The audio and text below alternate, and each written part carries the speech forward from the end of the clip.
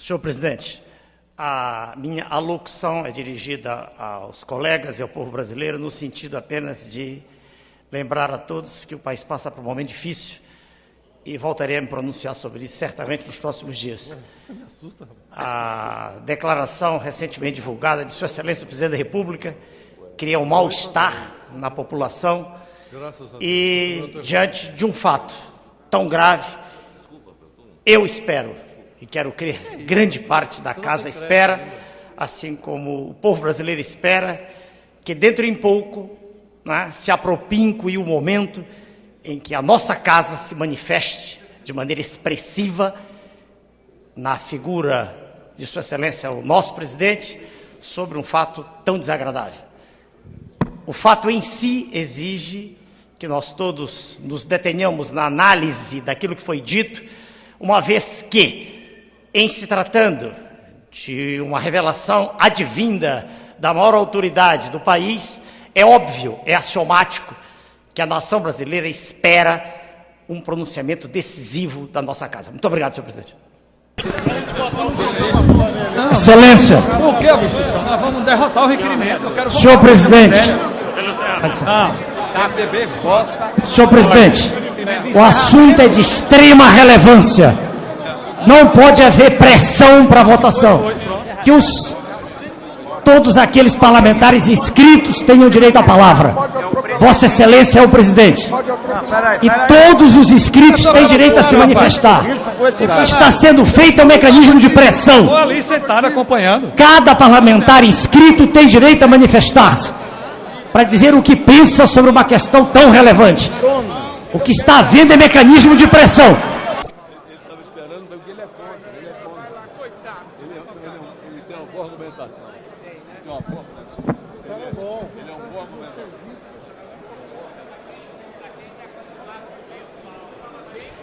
Senhor presidente, senhores deputados, brasileiros de todos os pontos do país. O partido que eu represento está sendo o único a dizer não ao projeto. E não terei nenhum mal-estar se eu for o único que votar contra. Mas eu vou expender para os senhores, de maneira bem clara, as razões que me levam e ao meu colega de partido a tomar essa... Não são razões de natureza religiosa. Eu fui anotando aqui e acolá os pontos que, do meu ponto de vista, são primaciais para a análise da questão. Primeiro, fala-se em pesquisa e citou-se aqui a pesquisa com cadáveres que foi negada. Vessalio raptava cadáveres, é verdade. Mas aquilo de que se está falando aqui não é pesquisa com cadáveres. Aquilo de que se está falando é o uso de embriões. No momento, embriões que estão congelados. Abrir-se-á uma porta e, como dizem os homens da agricultura, como dizem os homens do campo, por onde passa o boi, passa a boiada. Vejam, senhores, a gravidade que se esconde por trás da decisão que daqui a pouco será tomada nesta casa. Os embriões, na verdade, que aí estão, não são, como eu ouvi aqui na plateia, no nosso plenário, um amontoado e informe de células. Não, senhores. O que está ali já é, em cada caso, um novo ser vivo. Não há ninguém nesta casa, nem lugar nenhum do planeta, que possa, com base científica, negar que a vida surge no momento da concepção. Quando o espermatozoide e o óvulo se unem, naquele instante começa uma nova vida, sem nenhuma concepção religiosa. Apenas em termos de ciência é absurdo dizer-se, na linguagem moderna do politicamente correto, que aquilo é um pré-embrião. A expressão é belíssima para justificar de fato a eliminação que vai ser feita de todos aqueles embriões e de muitos outros, que depois serão retirados sob a forma grosseira de aborto, ou de abortamento, para usar a expressão correta. Senhores, o que na verdade está começando a passos largos, e alguns colegas com lucidez, já chamaram atenção para isso. É um processo de eugenia, é neomalthusianismo. É separar o indivíduo de outro, aquele que tem direito à vida daquele que não tem direito à vida. Na verdade, é interessante, e eu ouvi aqui, dizer que existe obscurantismo naqueles que defendem a tese alcunhada de retrógrada de não permitir isso. Mas eu pergunto para os senhores, o que há de retrógrado em permitir a vida? Dirão os senhores, mas a esperança, perdoe, vamos parar com a hipocrisia. Não há nenhum trabalho científico no mundo dizendo que a pesquisa com essas células deu certo. Nenhum em animais, nenhum. Com as células da medula óssea, sem dúvida, no Rio de Janeiro, na Bahia, foram feitos experimentos já seríssimos, mostrando regressão de processos de insuficiência cardíaca refratária, em que houve até criação nova, neoformação de miócitos, de células musculares já destruídas, com células da medula óssea, que são do próprio indivíduo, numa injeção de células da medula óssea, para cada mililitro, vai 1 bilhão de células, dos embriões todos que estão aí, todos que estão no nosso país, se todos forem destruídos, o número é irrisório, não dá para um transplante. Isso é mentira, isso é uma farsa, que está sendo apresentada para quem não sabe o assunto, para quem não pensa no assunto.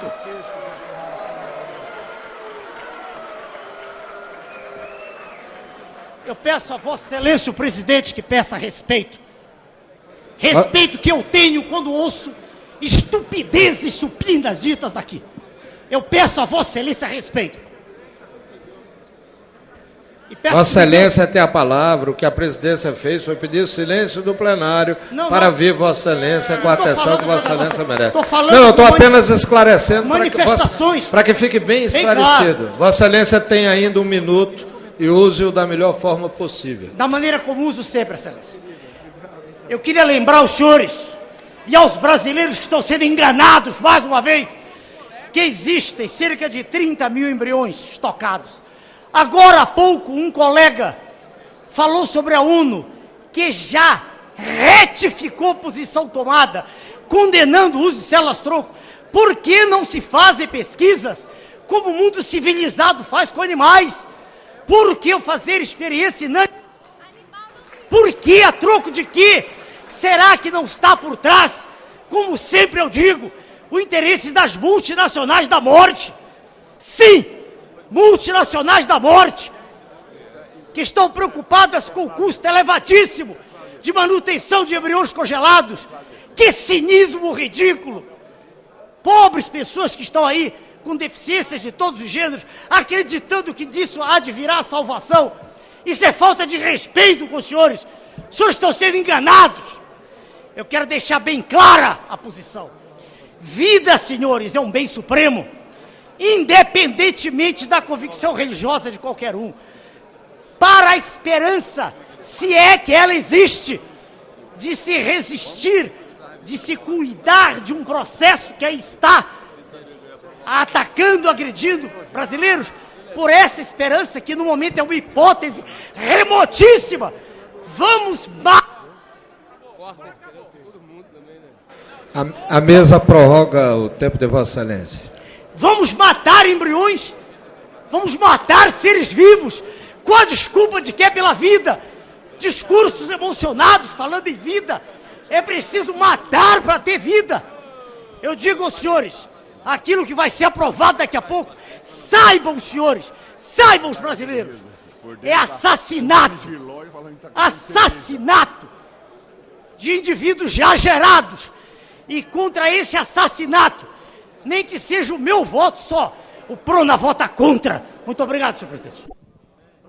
Senhor presidente. Com a palavra o nobre deputado Enéas, líder do PRONA. Senhor presidente, a manifestação é no sentido de dizer que o nosso partido, o PRONA, apoia, dá o seu aval, a constituição de uma comissão para que se examine em profundidade a questão que foi aqui aduzida. Mas, aproveitando o ensejo, eu quero trazer um testemunho para os colegas e para os brasileiros que ouvem. Eu estive pessoalmente, eu mesmo, e do meu lado esteve o nosso colega parlamentar da região, colega deputado federal Francisco Rodrigues.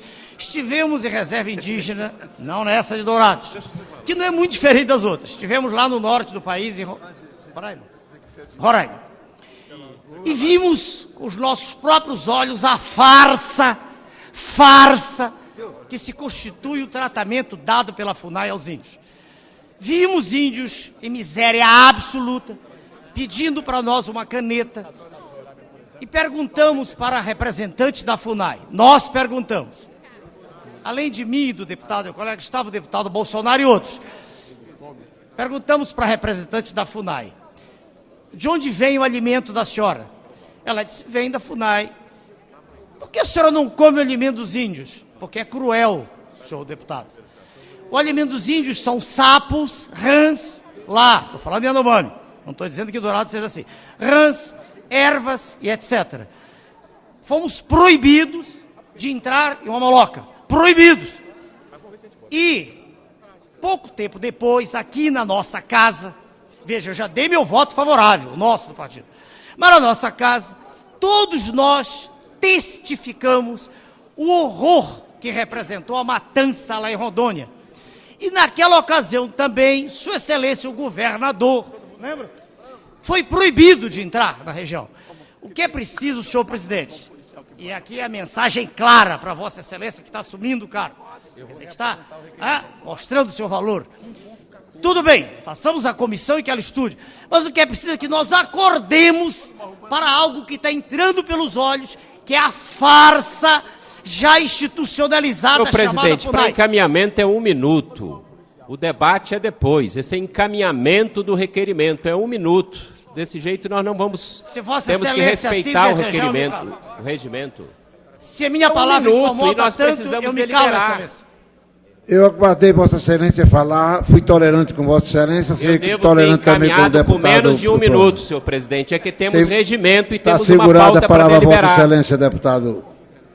Já que Vossa Excelência permitiu, o que eu desejo deixar bem claro é que existem instituições internacionais altamente interessadas naquilo que se chama terra de índio. É outra farsa. A região dada para os índios, dá para eles andarem durante 600 anos. Eles nem conhecem a região. Tudo isso está altamente programado por um poder alienígena monstruoso que tem interesse, isso sim, nas jazidas riquíssimas que estão no subsolo brasileiro. É necessário, sim, senhor presidente, que se reavalie essa questão de modo que nós nos preocupemos com o índio, isso sim, com o bem-estar dele, com a vida dele, com a sobrevivência, e não com as potências estrangeiras que estão mandando dentro do país. Muito obrigado, senhor presidente. Senhor, peraí, calma. Senhor presidente. Prona, deputado Enéas. Tem direito a 1 minuto, senhor presidente. Tem. Vossa Excelência faz prodígios com 1 minuto. Obrigado. Tem Vossa Excelência a palavra por 1 minuto. A argumentação aduzida pelo ilustre colega, deputado Arnaldo Faria de Sá, é de uma clareza meridiana. Merece o título de uma argumentação que emerge de alguém cujo líquor não tem meningite. Claríssimo. De modo que nada há mais a acrescentar. Primeiro, eu quero dizer que na votação passada eu votei com o meu partido, eu estava fora. E segundo, dentro do meu minuto, dizer para Vossa Excelência que o Prona diz sim, algo pelo menos a favor de alguém, de uma classe, já que a reforma da Previdência foi uma punhalada pelas costas. Sim, a emenda. A presidência cumprimenta Vossa Excelência pelo uso do minuto. Verificação, senhor presidente. Verificação. Concedido a verificação. Senhor presidente, antes da verificação, eu quero a palavra como líder do partido. Senhor presidente, posso, tenho direito a qualquer momento. Senhor já houve a palavra como líder. Tem direito a 5 minutos por semana, presidente. Libera a votação. Antes da votação. Não, agora. A qualquer momento pelo regimento. Com a palavra. Muito obrigado, senhor.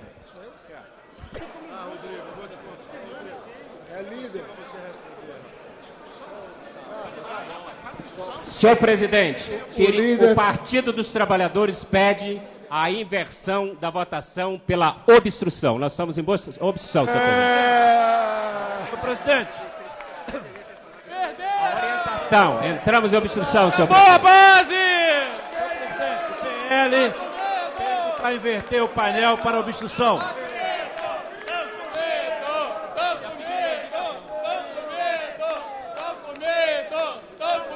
Presidente. Com a palavra, o deputado Enéas. Presidente, o PL e PSL pede para mudar o painel para obstrução. Tá com medo! PT para obstrução. Com a palavra, o deputado Enéas. Senhor presidente, muito obrigado. Eu vou falar.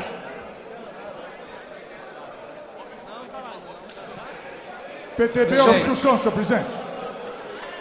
Não. Vou falar assim. Presidente. PTB obstrução. Com a palavra, o deputado Enéas. Senhor presidente. Senhor presidente. Com a palavra, o deputado Enéas. Muito obrigado, senhor presidente. O que se verifica, e é extremamente lamentável ter que testificar o fato, mas o que se verifica em todos os grandes momentos de votação nesta casa é que o governo, poder constituído de fato e de direito, representado aqui pelos seus áulicos, o governo faz questão de agir à sorrelfa, de agir de maneira disfarçada, não deixando que a população, a esta hora da noite, perceba o que se esconde por trás de uma manobra tão subreptícia como essa que está sendo feita hoje aqui. A questão básica, que é atinente à medida provisória 232, um verdadeiro monstrengo jurídico, essa questão já foi resolvida de há muito. Suas excelências, os governantes, sabem, já sabiam, por tanta movimentação, por tanta discussão feita, que era absolutamente infactível aprová-la.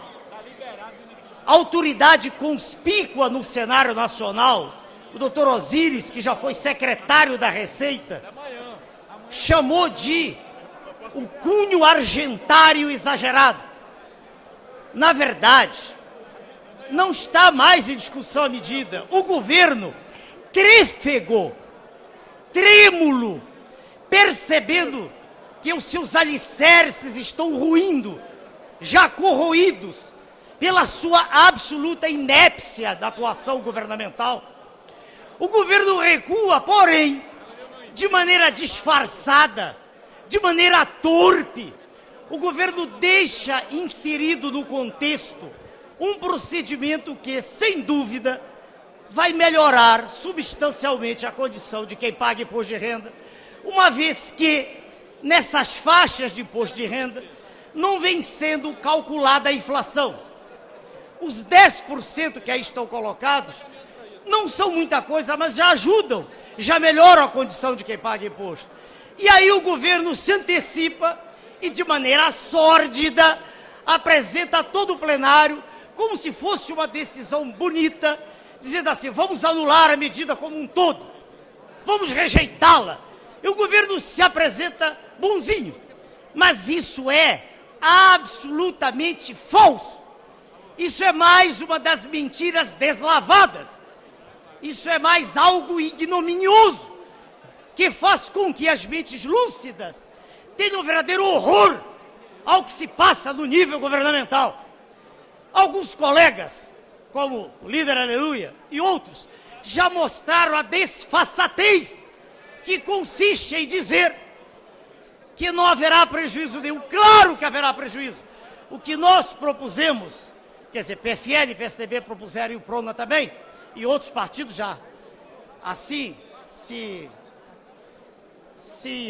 apresentaram também no mesmo sentido, foi de ser fatiado o projeto. Foi de que se pudesse, nesse momento inicial, aprovar o requerimento, separarmos, apesar de ser tudo ruim, separarmos o que é menos ruim daquilo que é péssimo. Que não aumentemos mais a carga tributária. Foi esse o pedido. Quem votar sim, e nós estamos nesse bojo, está dizendo, separemos o que é inadmissível daquilo que ainda é admissível. Permitamos que se corrija embora em pequena monta, a tabela do imposto de renda. É essa a proposição. Eu quero dizer para a população que assiste ao pronunciamento que é sobremaneira cínico, e direi isso em cadeia nacional, nos meus 2 minutos a que tenho direito, é cínico, é sórdido, esse comportamento imundo, é repugnante, comportamento que faz com que a população seja enganada, porque muitos nem noção exata têm do que está se passando numa discussão técnica como essa. É preciso que a população saiba, mais uma vez eu aqui digo, os senhores estão sendo enganados, e o que o governo quer, isso sim, é recuar porque já sabe. Deputado Enéas. Senhor presidente, Tem um minuto para Vossa Excelência encerrar as considerações. Muito obrigado. O que o governo quer é, anulando de vez, em totum, a medida provisória, o monstrengo jurídico que pensavam iria passar, ele quer, no seu bojo, tirar a chance, a oportunidade pequena de uma correção de tabela, com a promessa falaz de que daqui a 15 dias virá um novo projeto. Mas a população que há 2 anos assiste a essa decadência histriônica do Poder Executivo deve perceber que estará sendo enganada.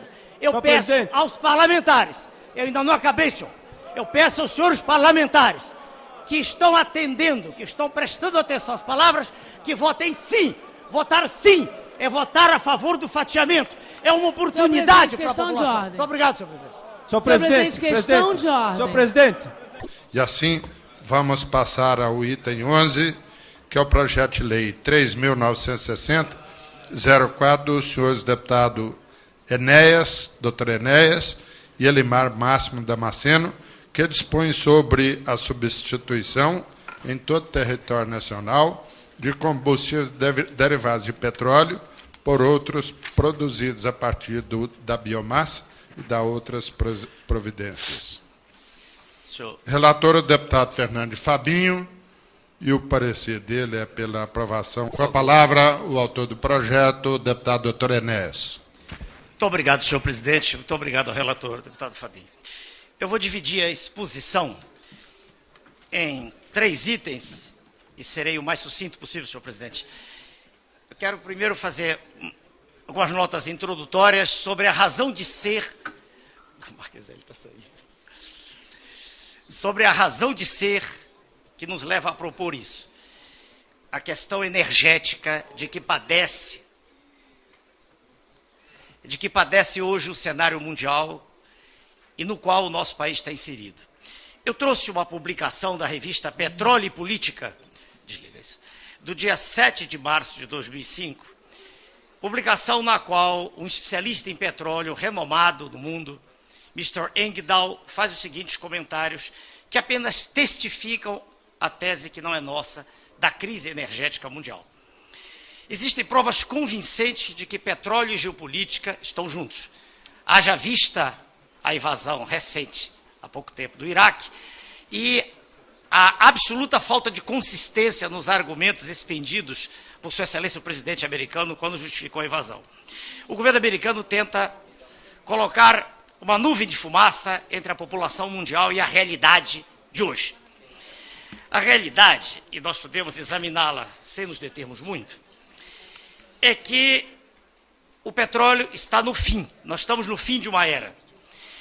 Na última década do século XX, de 1990 a 2000, foram descobertos 42 bilhões de barris de petróleo e gastaram-se 250 bilhões. Não, consumiram-se 250 bilhões de barris. Descobriram-se 42, consumiram, ou seja, para cada barril descoberto, gasta-se muito mais. A crise já não é uma crise para o horizonte distante, ela está aí. E haverá uma queda dramática da oferta a partir de 2010, isso é previsão, ou até antes. Para encerrar a nota introdutória, eu trouxe também um dado da Conferência Mundial de Energia, realizada na Alemanha nos últimos dias, e um texto específico do qual eu leio 2 linhas, das autoridades mundiais. Não se pode, estou traduzindo do inglês, não se pode mais perder tempo. Qualquer posposição, qualquer momento em que seja protraída a solução, será irresponsável e desculpas ulteriores serão inaceitáveis. Essa é a questão, a razão de ser do projeto. O petróleo está no fim e nós temos agora, no segundo item da minha apresentação, uma condição ímpar, inusitada e ímpar, que nos dá toda a condição de darmos o grito de independência para o mundo. E a essa condição, eu me refiro falando agora do que é o nosso país. Nós temos uma extensão territorial na qual o sol está o dia inteiro. É um continente no qual um dia de sol equivale, e há fontes conspícuas documentando a informação, equivale a 120 mil usinas de Itaipu a todo vapor. Mas eu não estou falando aqui de célula para receber o sol e iluminar, não é isso. Eu estou falando de um milagre que a natureza fez com a folha de árvore, na qual, por um mecanismo fotossintético conhecido de quem estuda o assunto, a partir de CO2 que está na atmosfera de água e luz, água, CO2 e luz, nós fabricamos glicídios e lipídios. O Brasil tem condições de ser exportador de energia para o planeta. O Brasil tem condições de substituir todos os derivados do petróleo. E, na verdade, isso já começa a ser feito de maneira marginal. O projeto A Estado do Biodiesel, com uma ou outra usina, já começa a mostrar que isso é factível. E, se o Brasil detém essa condição, se cana-de-açúcar já nos dá álcool, que já entra em bom percentual na composição do próprio combustível, dito gasolina, se já houve um Instituto do Álcool que conseguiu substituir a maior parte de todos os veículos, e esse projeto foi torpedeado pelo Banco Mundial. Se é inegável, mesmo lá fora, a hegemonia do Brasil no que concerne a utilização de energia advinda da biomassa. Se nós assistimos alguns dias atrás a uma conferência da Finlândia, na Comissão de Agricultura, em que o líder finlandês diz que eles estão tirando energia do lixo. Se nós não precisamos de nada disso, se nós temos condição de plantar mandioca de norte a sul do país, até como subproduto material de natureza proteica, se nós temos uma economia que nos permite plantar girassol, em 3 meses termos novamente outra safra. Se todos aqueles que andam pelo Brasil sabem da riqueza gigantesca que o Brasil tem, por que não darmos um passo à frente e nos adiantarmos e estarmos em condição de estar não sofrendo da crise que está por advir, que já está mostrando, mas estarmos na frente. Por tudo isso, e ainda nesse sentido, nós estudamos os custos para que nenhuma crítica acerba fosse feita contra os custos ou a inviabilidade, a inexecuibilidade de um projeto dessa monta. Calculando os gastos que nós temos hoje, consumo de cerca de 750 mil barris dia de óleo e cerca de 400 mil barris dia de gasolina, aos quais são acrescentados os 74 mil, aos quais está acrescentado o álcool hidratado, nós podemos dizer que o custo total do nosso projeto, estamos dispostos até a desenvolver na discussão, o custo total chega a ser ridiculamente 1% do investimento global de toda a indústria do país. No exercício de 2004 foram 280 bilhões. O nosso custo total, em números médios, trabalhando em reais, chega a ser um pouco inferior a 2,8 bilhões. Considerando-se que as grandes indústrias brasileiras já estão se preparando para os próximos 5 anos, onde a crise está se apropinquando, se já estão preparados para substituir já um percentual maior da gasolina por álcool, já estimado em torno de 18%, nós não vemos por que ser protraída essa solução. Não há nada que nos impeça disso. Está a experiência toda mundial esperando que o Brasil se pronuncie. É hora de nós darmos esse grito de independência. É hora de nós substituirmos todos os combustíveis. Deixamos no nosso projeto uma reserva para a indústria aeronáutica, uma vez que razões há, e também pode ser discutida depois, pelas quais se deve manter por algum tempo, até pelo menos que acabe, se bem que já há um avião hoje lançado a álcool, que acabe de vez o petróleo. Nós entendemos que é hora de o Brasil se levantar, é hora de nós mostrarmos para as potências internacionais que nós estamos querendo caminhar com o progresso e podemos gerar milhões de empregos, porque teremos em cada ponto do país, Recôncavo Baiano, no Paraná, no Rio Grande do Sul, em Mato Grosso, em qualquer lugar, nós teremos condições de fazer óleos vegetais. É apenas esmagar o óleo e com motores modernos, sem até a necessidade de glicerinizá-lo. É usar imediatamente o óleo, como muita gente já faz. É termos apenas coragem. É um projeto não local, não voltado para nenhum estado em particular, é voltado para todo o país, do Acre ao Rio Grande do Sul, e que dará, sem dúvida, a redenção do povo brasileiro, uma vez que nós estaremos nos antecipando a uma crise cujos sinais já estão no horizonte. Esse é o projeto, senhor presidente. Obrigado. Obrigado. A presidência agradece ao doutor Enéas. Senhor presidente, senhores deputados, eu quero cumprimentar o deputado Enéas e o deputado Elimar, que nos brindam com esse projeto de lei que possamos estar discutindo essa manhã, e tenho certeza que será um dos projetos que vão fazer com que essa casa possa estar discutindo ele num âmbito muito maior, fazer uma discussão maior, porque é um projeto de vanguarda, é um projeto de futuro, é um projeto onde se coloca aqui, pelos conhecimentos que os autores têm, de nós podemos produzir, a partir da biomassa, a nossa energia combustível. Para discutir com a palavra o deputado Nelson Marqueselli. Senhor presidente, se alguém entrasse no momento que o deputado Enéas estava lendo o projeto dele, ele vai falar: esse deputado é louco. Ele não é tanto, é menos. O projeto dele é um projeto de futuro, certo? Não tenha dúvida nenhuma. O petróleo está diminuindo, está acabando no planeta Terra, e o Brasil saiu na frente já com energia renovável. Nós estamos aí com sucesso pleno, como foi bem lembrado aqui do Proálcool, nós estamos com sucesso pleno nessa atividade já, o mundo namorando. E vem agora aí o aproveitamento de outras matérias, ligado à agricultura principalmente, e eu quero louvar esse projeto aqui do deputado Enéas. Eu acho que ele é vanguarda, como foi colocado, é um projeto de futuro, mas é um projeto que nós temos que pensar já, começar a encaminhar. Nós temos aí o hidrogênio vindo no futuro também, nós temos o gás sendo aproveitado. Eu acho que nós temos um caminho muito grande em substituir o petróleo, e está aqui no Brasil, é o Brasil que vai liderar, sem dúvida nenhuma, a energia do futuro. Por isso eu quero parabenizar o deputado Enéas, o deputado Elimar Máximo Damasceno, pela oportunidade do projeto, pela vanguarda do projeto.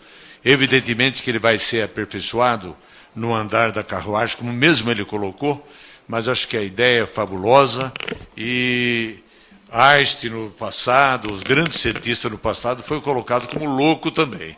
Mas eu acho que o projeto dele é de muita importância para nós. Enéas, eu acho que você deve bater firme nesse projeto para marcar a nossa passagem por aqui e o surgimento na área agrícola, agronegócio principalmente, como uma marca energética do mundo, e eu quero parabenizá-lo. Voto favorável.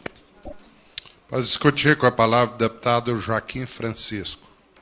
Senhor presidente, eu percebo claramente, com a pequena experiência que tenho, que o deputado Enéas protagoniza um dos grandes momentos dessa comissão e desse parlamento. Porque as nações que se desenvolveram no mundo se desenvolveram porque foram protagonistas, né, e tomaram decisões antecipadas, tiveram a capacidade de antevisão de como seria o processo de desenvolvimento. Então, o projeto tem um estudo bastante aprofundado do deputado Enéas e do deputado Elimar, os benefícios que o projeto vai trazer na área do meio ambiente, na área de saúde, na área do emprego. E Vossa Excelência veja que hoje foi publicado na Folha de São Paulo um relatório estudado por 2.200 cientistas, mostrando os danos que foram provocados ao longo dos últimos anos nos ecossistemas do mundo inteiro. Medidas urgentes precisam ser tomadas. E, além disso, o projeto não é utópico, nem é um sonho, porque a experiência com a mandioca, com o girassol, com o álcool já é, né, realizado no Brasil e em vários países do mundo. Portanto, os meus parabéns ao deputado Enéas e ao deputado Elimar pela iniciativa, e eu me sinto realmente confortável em participar dessa comissão nesse momento tão importante para a história do país. Senhor presidente, eu gostaria de somar a minha voz à de vários colegas que não apenas, vamos dizer assim, entendem o mérito da proposta do deputado Enéas, mas talvez até pelo estilo do nosso doutor Enéas, que foi inclusive professor da minha sobrinha, aliás, um grande professor na área de cardiologia, mas o espírito dele, político, é um espírito audaz, audacioso, um espírito impulsivo. E quem sabe, doutor Enéas, com a sua capacidade de entender o relacionamento humano, talvez não tenha até colocado esse projeto de uma forma impactante para que as pessoas absorvessem o seu lado positivo e, eventualmente, num processo negocial, pudesse estabelecer limites mais adequados à nossa realidade. Portanto, eu quero apoiar a proposta do Dr. Enéas. Acho extremamente importante que essa casa faça reflexão. Estou vendo que existe aí um pequeno detalhe, que é a questão do prazo, que eu acho que aí caberia um entendimento entre os componentes desta comissão para que a gente possa aproveitar essa belíssima ideia do Dr. Enéas. Então, esperamos que a gente possa chegar a esse consenso, porque a ideia é extremamente importante para o país. Muito obrigado. Dr. Enéas. Em primeiro lugar, agradecer as contribuições feitas durante a discussão. Mas eu quero me cingir ainda a alguns comentários que, do meu ponto de vista, são fundamentais, têm importância primacial. Não faz sentido se comparar investimento em prospecção de águas profundas de uma Petrobras de meio século com investimentos para biomassa. Chega a ser risível a comparação. Não há como comparar. E quando se pede, alguns colegas pedem algumas décadas, eu digo que nós naufragaremos junto com o mundo. Algumas décadas é demais. Quando alguém falou que nós temos que ter mais cuidado, eu queria lembrar que o projeto vai caminhar na casa. Haverá discussão em N comissões, e depois no plenário. Se, pelo que eu contei aqui, já a maioria, os colegas que manifestaram, está de acordo com a razão de ser fundamental, que é a independência na frente do problema, eu não vejo nenhuma razão para que ele não seja aprovado e que as correções sejam feitas ao longo do percurso. Inclusive ajustamentos que se verificará como necessários, sem dúvida. Mas, ainda um ponto, é que, quando alguém falou dos custos, que eu já calculei e mostrei que chegam a 1%, e o colega que citou meu nome ali, o deputado Ezequiel, me conhece, muitos já me conhecem, eu sou cuidadosíssimo com números. Eu fiz, além de medicina, fiz matemática e física. Eu sei do que estou falando. Os custos estão decantados, são irrisórios.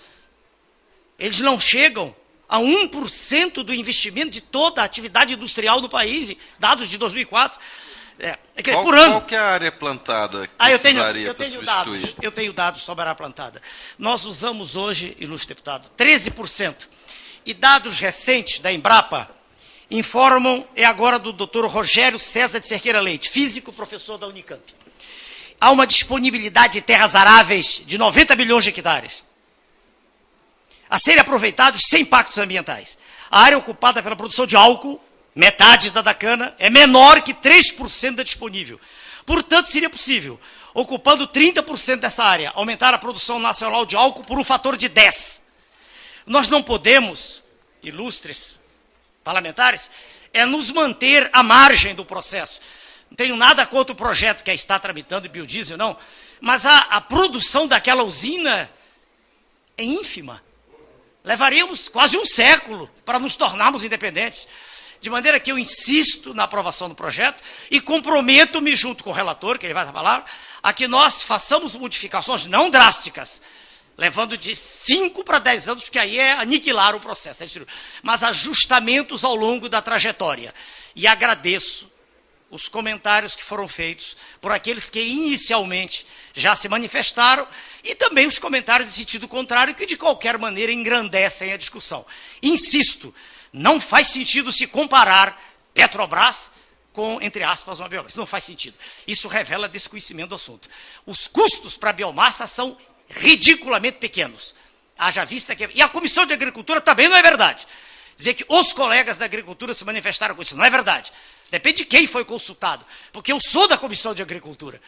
E o ilustre doutor Caiado, presidente daquela comissão, já me convidou para, em particular, apesar de o projeto não estar lá, junto com o doutor Mendes Tame, trabalharmos na agricultura energética. Isso quer dizer, senhor presidente. Senhor presidente, só uma palavra, pela ordem. Só uma palavra, senhor presidente. Se não apresentarmos... Desculpe. Se não apresentarmos o projeto, não há demanda. Nós temos que acenar para o produtor. Acenar para ele. Por isso que eu peço a excelência, e nós temos maioria aqui, seja, senhor relator, apresente o projeto, por favor, para votação, e o presidente, porque nós prossegue depois de outras Antes de conceder a palavra ao relator, a presidência da palavra ao deputado Ronaldo Dimas. Vou insistir novamente, senhor presidente, no que o deputado Marcheselli acabou de falar. Todo mundo está favorável. Mas impor que em 5 anos a matriz seja totalmente substituída é inaceitável. Nós não temos condições de aprovar isso aqui na comissão. Né? Não é possível, porque é uma imposição ao mercado. Nós vamos submeter, então, este parecer à votação. Senhores deputados que aprovam... Senhor presidente, um minuto, por favor, com a permissão de Vossa Excelência.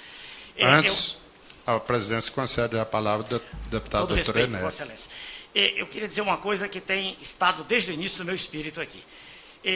Quando nós trabalhamos, um professor de macroeconomia que me acompanha, professor Bautista Vidal, que é o criador do programa do álcool, e em outras pessoas consultadas, quando nós trabalhamos por 5 anos, nós estudamos toda a questão. Dizer que é inviável em 5, é achar, é o verbo achar, eu acho que é inviável. Por que é inviável? Em que 10 são melhores que 5? Eu gostaria, se o senhor relator... Se Sua Excelência, o senhor relator... Está com a palavra o deputado Enéas.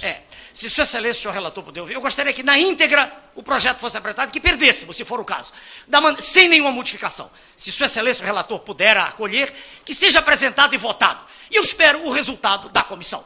E Vossa Excelência dará para um outro fazer o relator. Mas teremos o voto individual de cada um, o que cada um vê. Repito, eu não vejo por quê. Protrair de 5 para 10, em que melhora? Qual é a dificuldade de se construir pequenas usinas quando todos os custos foram avaliados? Ninguém pergunta sobre os custos. Um minuto, por favor, eu estou falando. Respeito os colegas. Vistas já foram pedidas. Já se pediram, já estudaram, apresentaram substitutos. Que Sua Excelência, o relator, por favor, mantenha votação na íntegra. E vamos ver se ganhamos ou perdemos. Nas comissões, ninguém ganha por unanimidade. Ninguém ganha, senhor relator. Nas comissões, a maioria e minoria, como no plenário, que se pune em votação. Com todo respeito, senhor presidente, eu peço ao relator, na íntegra, e ganhemos ou perdemos. Bom, senhor presidente, primeiro eu quero agradecer a sua paciência, agradecer os colegas, eu acho que isso é um marco importante para o desenvolvimento do nosso país e para a matriz energética também do nosso país. Parabenizar ao deputado Enéas, né, pela condição de ter apresentado, nos brindado com esse belíssimo projeto. Agradecer também a compreensão dos nossos colegas por ter nos acompanhado no nosso voto. E eu tenho certeza absoluta que isso é um projeto que vai modificar a história do nosso país. Com isso, eu quero agradecer e parabenizar a todos. Senhor presidente, a posição já foi tomada... SB em obstrução, senhor presidente, corrija. Senhor presidente, já que Vossa Excelência pede que seja reafirmada a posição, eu venho reafirmá-la de maneira contundente, clara e irrecorrível. É contra a retirada. Vamos votar a medida provisória. Como vota o PRONA? Senhor presidente, o PRONA é radicalmente contrário à retirada de pauta. Toda a casa já sabe que Vossa Excelência tinha determinado e todos os presentes que estão pensando em todo o tempo que já foi despendido, todos estão de acordo em que haja votação hoje. O PRONA é contrário, o voto é não. Excelentíssimo senhor presidente da casa, figura ínclita do nosso colega deputado federal, deputado Nonô. Senhores comandantes das nossas excelsas Forças Armadas, senhores oficiais, praças aqui presentes, povo brasileiro que assiste aos nossos pronunciamentos. No final de uma solenidade como esta, que se iniciou com a obra de retórica do nosso presidente e que prosseguiu escudada, né, na força e veemência de tantos colegas que nos precederam, eu subi aqui não mais para elogiar as Forças Armadas. Isso é repetir o óbvio. Eu subi à tribuna apenas para contar uma pequena história, um documento histórico, documento do qual eu sou a testemunha viva. Para os que não sabem, apesar de ser ridículo, né, eu me dirigi à população brasileira dizendo isso, mas para os que não sabem, eu sou de origem extremamente humilde. Meu pai era um barbeiro, e quando faleceu, fiquei órfão e comecei a trabalhar aos 9 anos de idade. E sonhava, já desde aquela época, entusiasta que era do conhecimento humano, sonhava em ser médico.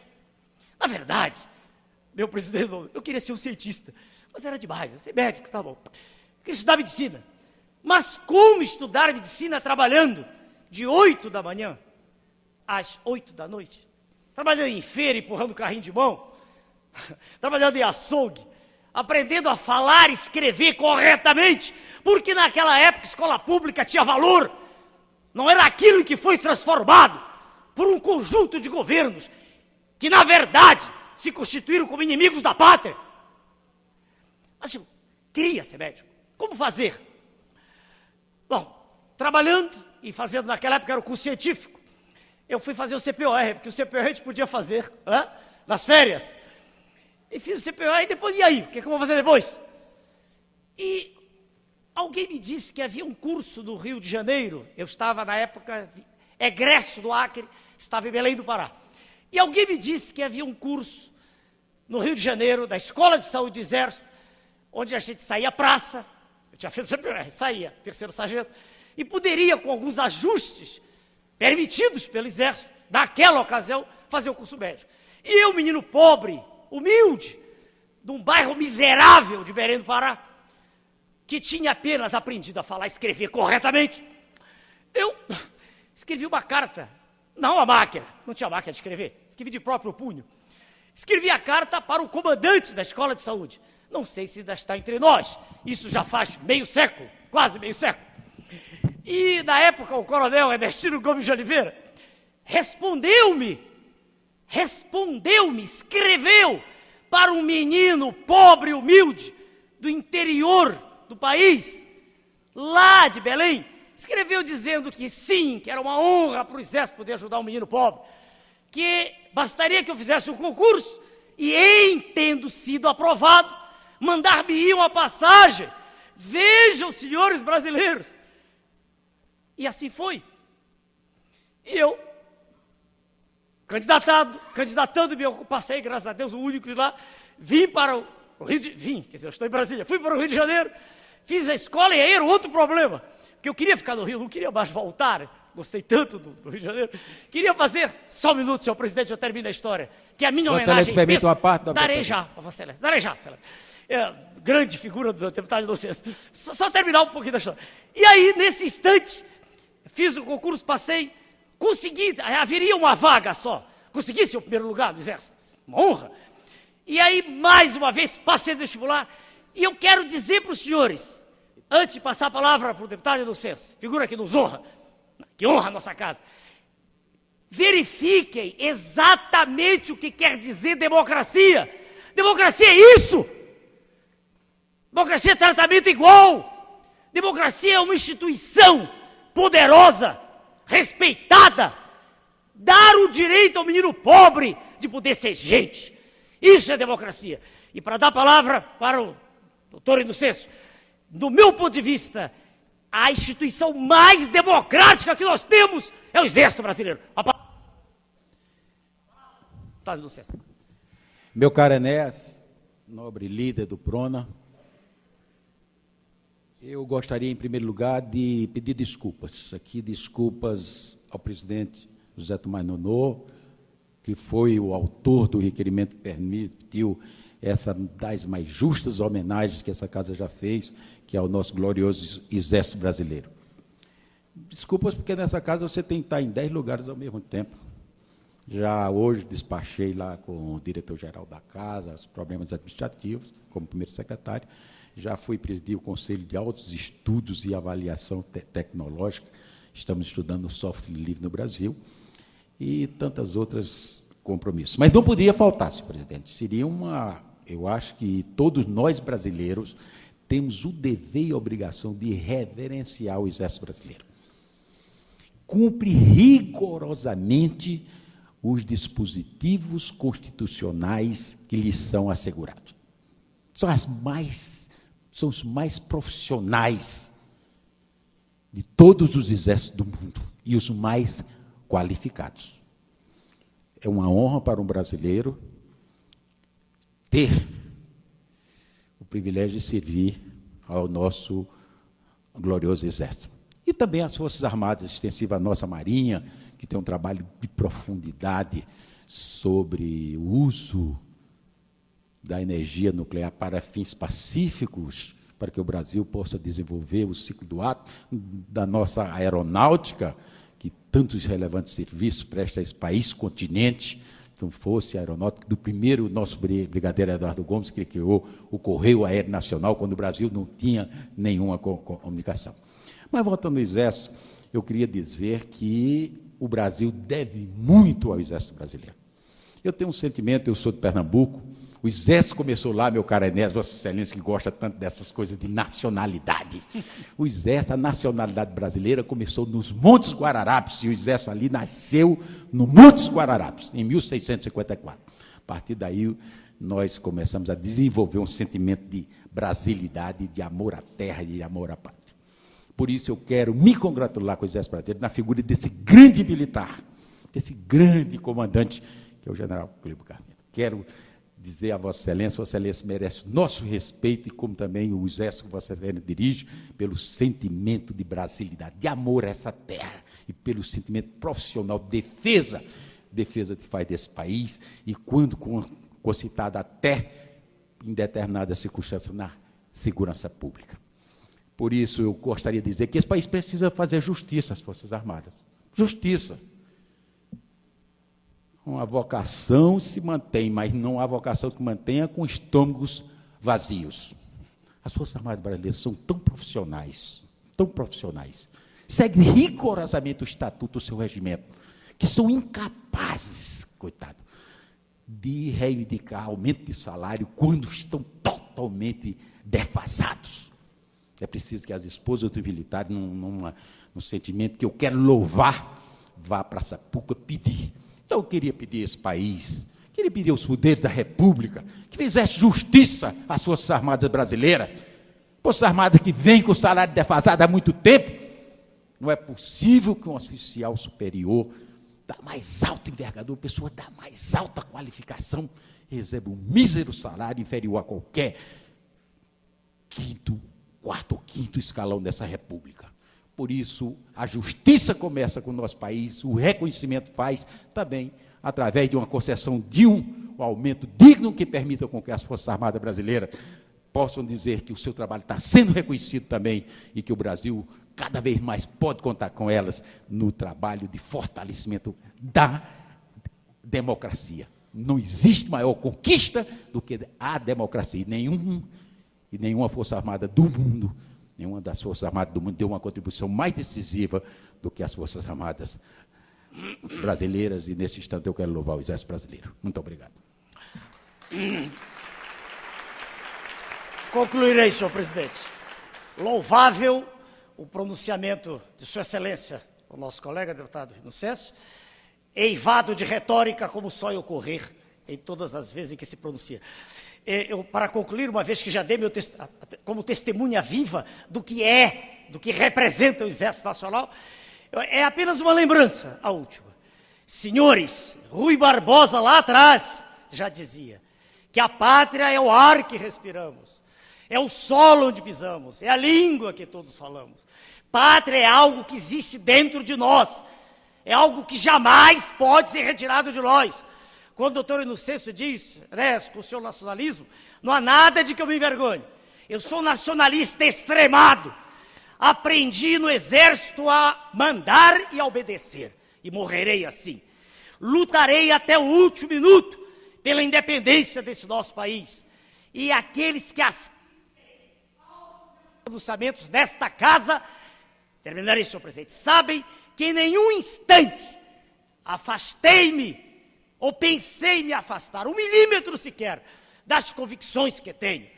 Nacionalistas por excelência, defendendo o solo pátrio, defendendo a língua nossa como patrimônio fundamental de um povo, poupando-nos de toda e qualquer influência alienígena que pretende, isso sim, assenhorear-se do que é nosso, das nossas riquezas, esquecendo-se totalmente da maior de todas as riquezas do país, que é o seu povo. Parabéns, senhor comandante do Exército. Parabéns, senhores comandantes. Parabéns, senhor presidente. Parabéns, senhores militares. Muito obrigado, povo brasileiro.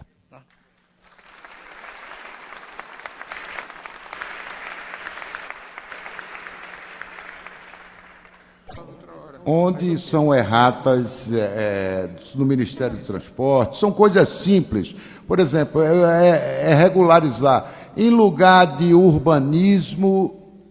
Senhor presidente, em lugar, nesta casa, meu caro João Leão, nesta casa, é comum, quando a gente tem alguma preocupação em retificar algum documento produzido, que se faça uma distribuição para prévia leitura. Vossa Excelência não fez. Está aí desde a sessão anterior. Todos desconhecem o texto, então não dá para concordar com isso. A presidência não vai colocar. Não adianta. Encontra-se em tramitação no Congresso Nacional. Antes da palavra ao nobre deputado do PRONA. Veto parcial número 25, 2003, aposto ao projeto de lei número 2, 2003, CN, que dispõe sobre as diretrizes para a elaboração da lei orçamentária 2004 da outras providências. Tendo em vista que a matéria já perdeu sua oportunidade, essa presidência, nos termos do artigo 334 do Regimento Interno do Senado Federal, primeiro subsidiário do Regimento Comum, declara o mencionado veto prejudicado e determina o arquivamento da matéria, abrindo, entretanto, o prazo de 2 dias úteis a partir deste momento para interposição de recurso a esta decisão.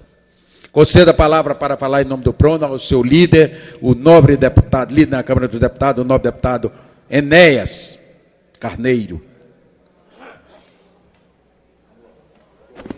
Senhor presidente, meu presidente Inocêncio, meus colegas da Câmara e o povo do Brasil que até esta hora ainda assiste aos pronunciamentos.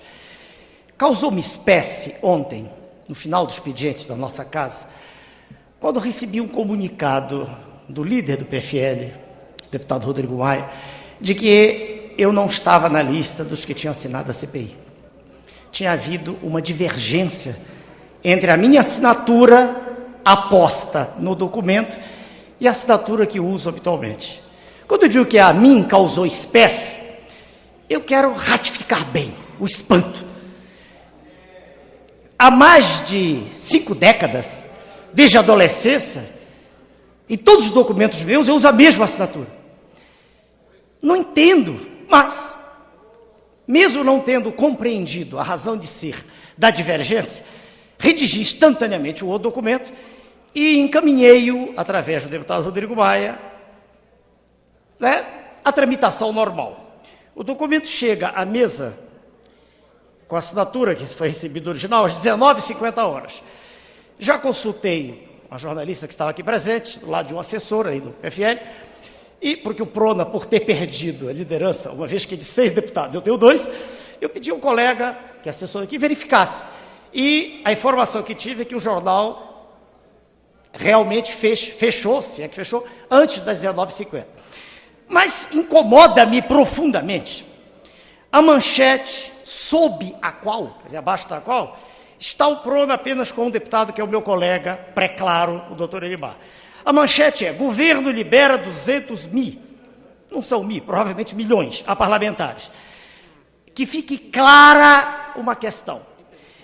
desde que a esta casa cheguei, fui sempre peremptório, após um mês de observação das atitudes governamentais, fui sempre altamente claro na crítica que venho fazendo ao governo federal. Não há por que lançar diatribes nesse instante, mesmo porque elas já foram feitas de todos os lados, com todas as palavras, usando todos os recursos que a linguística e a retórica conferem aos pronunciantes, aqueles que pronunciam. Mas um ponto que é vital é o seguinte: é desagradabilíssimo, principalmente para quem tem o cuidado permanente de se manter absolutamente isento de qualquer acusação, que veja seu nome retirado, como se não tivesse assinado a CPI. O documento foi encaminhado, quer dizer, para todos aqueles que assistem ao pronunciamento. Eu assinei porque o fiz, não porque tenha coisa alguma contra o meu colega daqui desta casa, porque, ao contrário, tenho apreço e estima, o deputado Roberto Jefferson, nada disso, apenas porque ele próprio, da tribuna, quando se defendeu, e numa defesa brilhante, disse que assinaria a CPI. Ora, por que irmos contra isso? Uma vez que ela é um instrumento oficial, através de que se faz a verificação, sem dúvida, de ter havido ou não comprometimento de alguém. Então, assinei, ratifiquei, e quero que fique bem clara a posição. Não aceito, e que os dirigentes da Folha de São Paulo, por favor, corrijam a informação, que fique clara aqui a questão. A divergência de assinatura, não sei por que foi assinalada, causa espécie a quem assina do mesmo jeito há mais de meio século, mas que seja feita a correção e que não paire dúvida, do meu ponto de vista, do partido, encerrarei, senhor presidente, do PRONA, partido do qual tem a presidência, a nós, e quero crer a maioria desta casa, interessa que se instale a CPI, apenas para que sejam esclarecidas as dúvidas e para que não paire qualquer desconfiança sobre colegas acerca dos quais deve haver o maior respeito. Muito obrigado, senhor presidente. Eu gostaria de informar ao nobre líder Enéas que na lista das 254 assinaturas conferidas, o nome de Vossa Excelência consta, bem como do outro deputado do PRONA, que é o nobre deputado Elimar Máximo Damasceno. Então, os dois constam da lista. Obrigado a Vossa Excelência. Nada mais a menos. Senhor presidente, questão de ordem, senhor presidente. Declara encerrada a sessão. Senhor presidente, questão... Senhor presidente Severino Cavalcante, colegas que integram a mesa, diretora da Câmara, colegas parlamentares, povo brasileiro. Há 2 anos é observação de todos nós o festival de sandices que vem cometendo o governo dito dos trabalhadores.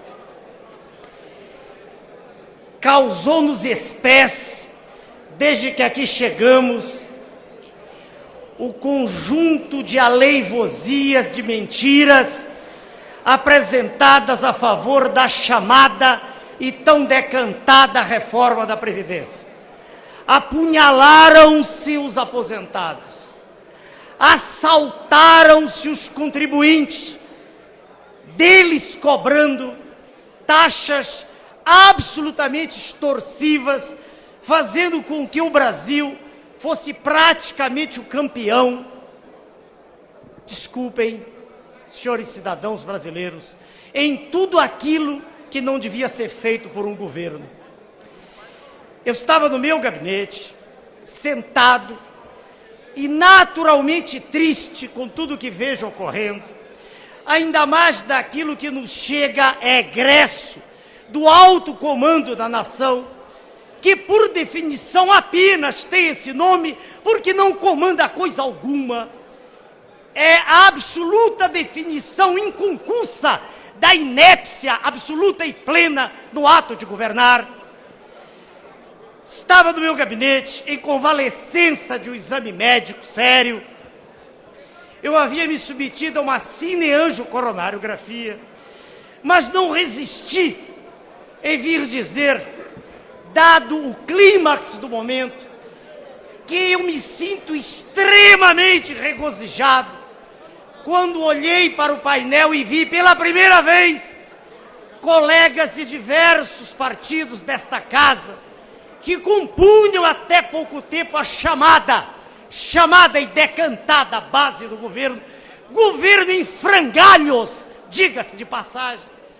Quando vi e percebi que agora, até que enfim, levantam-se as vozes, quando se percebe que já começa a chegar aos estertores, um dos momentos mais difíceis que essa nação já atravessou, quando governada de forma praticamente acéfala nos últimos 2 anos.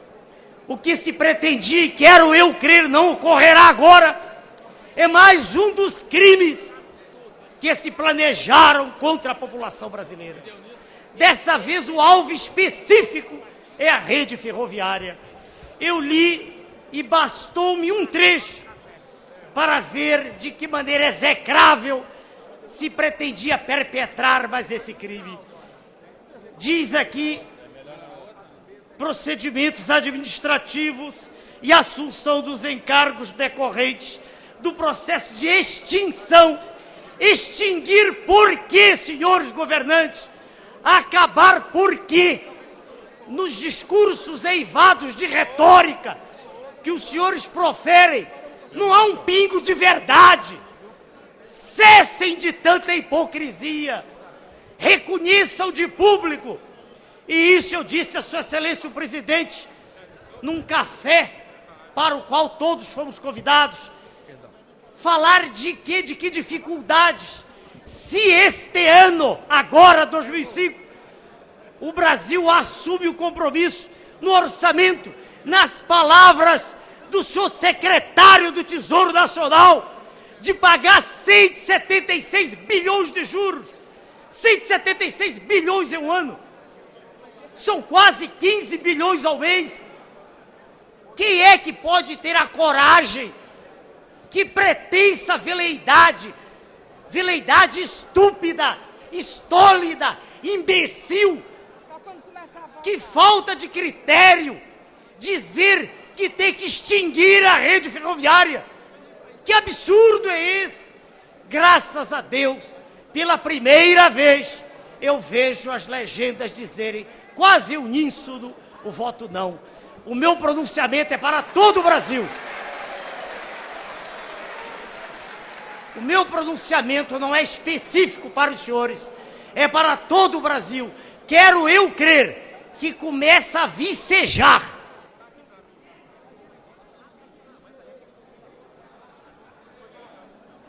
Cabe um minuto.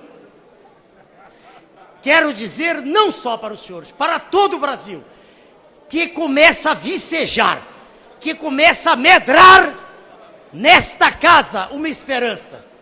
A esperança de que se está propinquando, que está se aproximando o momento em que a população brasileira dirá basta a tudo isso. Muito obrigado. É não a medida provisória.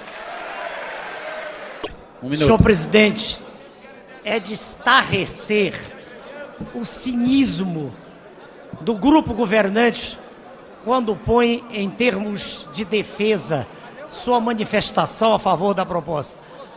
Eu digo estarrecer, porque se olharmos para o que ocorre no país, não há outro vocábulo que traduza melhor o que nós sentimos no meio da população. Senhor presidente, o voto é não. Senhor presidente, o voto é Prona. Em obstrução, senhor presidente. Prona é obstrução. Senhor presidente, o Prona vota a favor do requerimento. A favor. Vota Prona, sim. Como vota o Prona? O Prona é contrário a mais essa tentativa, a mais essa farsa, a mais essa fraude. O Prona vota não, senhor presidente. Pelo Prona, senhor Como presidente. vota o Prona? Senhor presidente, são 23 horas e 25 minutos. Estamos no final da noite. Eu quero crer que o assunto exige discussão. Não há, como se percebe com clareza meridiana, não há consenso na casa. E o Prona vota a favor do requerimento, para que seja adiada a discussão. Obrigado, senhor presidente. Senhor presidente. O que eu vou fazer? Vossa Excelência zerasse o tempo, por favor. Com a palavra o nobre deputado líder do Prona. Esse é meu. Senhor Verino Cavalcante, fala. Senhores parlamentares, povo brasileiro, quem anda pelas ruas de qualquer cidade, de qualquer estado do nosso país, percebe em todos os lugares a presença de miasmas pútridos que contaminam o ar atmosférico de todo o país e que, lamentavelmente, e é triste dizermos, são egressos da nossa casa. É triste, é infinitamente triste reconhecermos um fato que é absolutamente hoje repetido em verso e prosa em todos os rincões da nossa pátria. Colegas nossos, e não estamos citando o nome de ninguém, para votar a favor de um governo absolutamente antinacional, teriam vendido suas consciências, e isso, de acordo com as informações, teria ocorrido na reforma da Previdência, na reforma tributária, no desarmamento e praticamente em todas as grandes questões nas quais Sua Excelência o Presidente da República, mesmo às vezes na madrugada, teve maioria absoluta nesta casa. Causa-nos espécie o furor com que a imprensa vem tratando o assunto, quando a mesma imprensa não chama atenção para coisa muito pior, que é a entrega. Que é a entrega da riqueza nacional, que continua sendo feita da forma a mais deslavada possível. Eu disse ontem, na reunião a qual compareceram 20 mil agricultores, convidado pelo presidente da Comissão de Agricultura, o doutor Caiado, e tive a felicidade de ver milhares de agricultores de pé, reconhecendo de público a veracidade da tese, que nunca se viu tamanha evasão oficial de recursos. Este ano, segundo declarações do secretário do Tesouro, são 176 bilhões de reais. 176 bilhões. E isso sai de maneira oficial, quando não sai, emitem-se títulos. E a imprensa silencia como se fosse a coisa mais normal do mundo. Ora, diante disso, se alguém nesta casa recebe 30 mil por mês, perdoe-me, não passa de um trombadinha. Porque, na verdade, o maior de todos os desvios é o desvio oficial de recursos. Lamentavelmente não se fala disso. Existe uma conivência sórdida, uma conivência do poder constituído, que faz com que isso pareça ser normal. Se nós somarmos as verbas de educação e saúde, isso chega a 50 bilhões, ou seja, o triplo e mais alguma coisa é gasto pagando o serviço da dívida pública. Curioso é que, se há pagamento feito a parlamentares, é para que essa situação seja mantida. Isso sim é que é altamente criminoso. Isso sim é que é crime de lesa pátria. Porque aqueles que para cá vieram, quero eu crer, vieram se não pensando, de maneira mentirosa, pelo menos dizendo que eu lutar contra esse estado de coisas. Eu tenho a felicidade que está dentro de mim e que de quando em quando transborda. Um minuto eu termino, senhor presidente. Que desde o dia em que aqui cheguei, fui absolutamente fiel a todos os meus compromissos. Em nenhum momento participei dessa atitude pútrida, sórtida, vil, repugnante que caracteriza o governo atual. Em nenhum momento estive do lado de medidas contra a população. Entrei com 6 deputados, com os meus votos. Na verdade, é bom que seja claro, foram 1.570.000 votos, sem aliança de prefeitos, vereador de nada. E tive 1 milhão de votos mais do que o homem que era o chefe da Casa Civil e que hoje desceu para o alojamento de cabos e soldados, como diz o deputado Bolsonaro. Quero deixar claro que essas convicções eu as levarei até o túmulo e que quem trai a própria pátria. Mas, no dizer antigo de um homem que chegou a ser centenário, um macróbio, professor Barbosa Lima Sobrinho, que disse, do alto da sua longevidade, aos traidores, a frase é dele, aos traidores, a forca. Muito obrigado, senhor presidente. Nós somos contrários. Muito obrigado. E a cartilha do plano? Anunciar a presença nas galerias de universitários de vários estados do país, participando do estágio de curta duração desta casa. O nosso abraço afetivo. Senhor presidente, é evidente que os ânimos se exaltaram. Diatribes são proferidas de lado a lado. É compreensível. Diatribes quer dizer ataques, para quem quiser. Estou traduzindo. Senhor presidente, é compreensível que fique assim.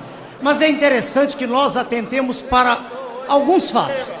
Primeiro fato, por que os governistas que querem essa CPI específica para mensalão da Câmara atual, para a compra de votos no passado, por que, como disse o deputado Babá, esperaram 2 anos e alguns meses para isso? Por quê? Não há resposta.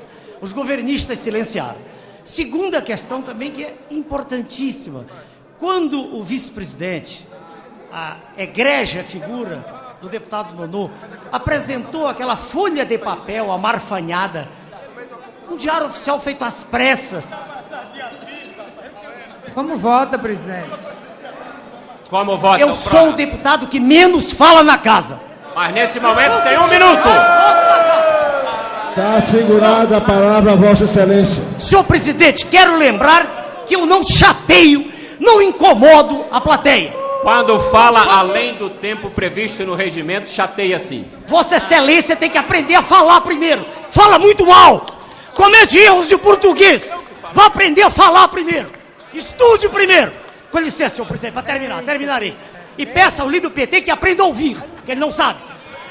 Vai estudar. Senhor presidente, o governo está esfacelado, em frangalhos, já acabou. É um zumbi, é um morto-vivo. O Prona vota não, a interrupção. E o Prona quer continuar discutindo até a madrugada. Obrigado, senhor presidente. Como vota a liderança do governo? O Prona... Não, é obstrução. O Prona entra em obstrução, senhor. É como vota o PV? O Prona vota sim, senhor presidente.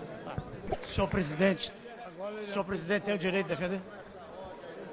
Vossa Excelência me dá o direito de defesa? Vossa Excelência tem a palavra. As considerações são ofensivas. Vossa Excelência me garantisse o tempo, da mesma forma que eu garanti a Sua Excelência o... Vossa Excelência tem o mesmo tempo que teve o deputado Luiz. No sentido de não ser interrompido como não o fiz. É notório nesta casa que eu jamais dirigi minha palavra a Sua Excelência, o líder do PT. Jamais. Em 2 anos e alguns meses, jamais lhe dirigi a palavra. Sua Excelência é petulante, Sua Excelência é atrevido, e naquele instante eu não o agredi. Apenas, já por 2 vezes nesta casa, quando começo a falar, preocupado como é natural, Sua Excelência me interrompe e eu me calo. Isso ocorreu 2 vezes. Tenho testemunhas aqui do meu lado. Então, isso que Sua Excelência está dizendo é mentira. Eu não ataquei. O que eu disse é verdade. Sua Excelência é profundamente ignorante. E que não façamos aqui, nesta casa, a apologia da ignorância, que ali... Senhor presidente, o deputado não pode ser dirigido ao deputado dessa forma. A palavra está garantida ao doutor Enéas. Tem Vossa Excelência Obrigado, a palavra. Eu não ataquei moral, eu não ataquei... Vossa Excelência, continue a falar, deputado Enéas. Vou responder, senhor presidente, que o partido que representa o governo tenha um mínimo de ordem, porque eu os respeito quando falo.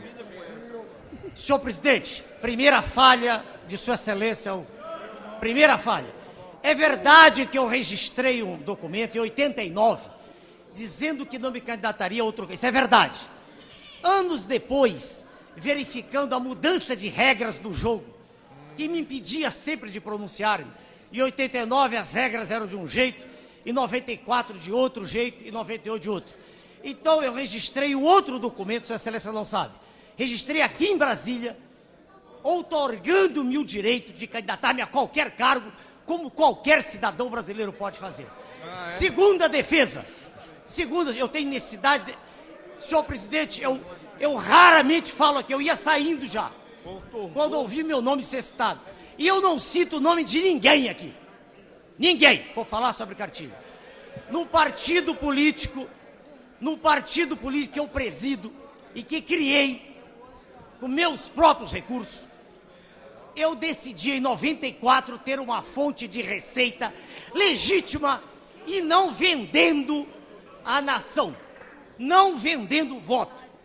Eu decidi que eu vou falar de cartilha, por favor, tenham respeito, pelo menos. Já que os senhores não têm ordem, pelo menos respeito, porque eu sei respeitar. Então, veja, senhor presidente, estou falando para a nação da qual poucos estão acordados. Eu escrevi com meus colegas do partido do documento que foi chamado de cartilha. E autorizei os colegas em todo o Brasil que vendessem aquilo. Quando pessoas vinham se candidatar, não era dinheiro de ninguém de fora, era de candidatos que queriam, que diziam que queriam entrar no partido. Era do grupo, não era mensalão, não era dinheiro sórdido, entregue a deputados para votarem com o governo. Não era esse imundice que aqui está. Espera aí. Um minuto. É a cartilha de que eu estou falando. Peço a Vossa Excelência conclua. Vou concluir, senhor presidente. Eu fui atacado, senhor presidente. E a presidência está dando a Vossa Excelência o mesmo tempo mas que deu ao deputado. Mas eles não ficam em silêncio. Eles repetem a desordem que os caracteriza. Eles não conseguem aprender a conviver com aqueles que discordam deles. Esse é o governo do país. Senhor presidente, a cartilha era vendida com nota fiscal. Nota fiscal. Notas apresentadas ao Tribunal Superior Eleitoral, todas elas registradas, e eu prestei contas de tudo isso. É preciso ficar bem claro o seguinte: nós, lamentavelmente, nessa noite, estamos vendo o partido do governo, Sua Excelência Presidente da República, que ele simboliza muito bem, símbolo máximo da desordem, da inépcia administrativa, da falta de preparo, de inteligência. E eu já disse isso pessoalmente. As cartilhas foram vendidas e delas se prestou contas. Vossas Excelências... Senhor presidente, eu Excelência, conclua, vou terminar, mas eu fui provocado. Eu jamais cito ninguém. Quero dizer a Vossa Excelência que o que o PT quer é a apologia da ignorância. E se eu fosse petulante, não teria a maior votação da história do Brasil. 1 milhão de votos, mais do que o candidato deles, apoiado pela máquina. Muito obrigado, senhor presidente. Senhor presidente, o PRONA mantém sua postura. Nós entendemos que não há razão nenhuma para que se encerre a discussão, uma vez que não há consenso e que o que se percebe na manobra examinada, apresentada à SURRELFA nessa casa, é que se vote ainda hoje, o que nós estamos esperando, que vai ocorrer, a discussão, que se faça a discussão e que se vote essa CPI, quando já existe uma outra para cuidar do assunto. A posição do PRONA é não.